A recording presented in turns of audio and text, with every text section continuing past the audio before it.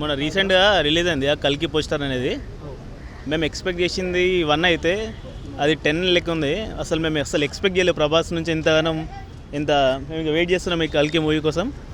Maximum 100%లో 90% మంది ప్రభాస్ ఫ్యాన్సే ఉంటారు.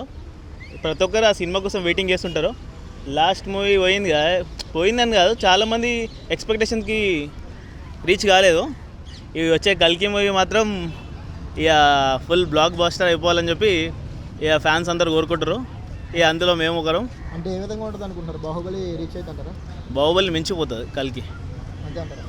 భైరవ అనే పేరు పెట్టారు కదా ప్రభాస్కి, అది ఇంకా చాలా హైప్ ఇస్తుంది ఆ పేరు అనేది.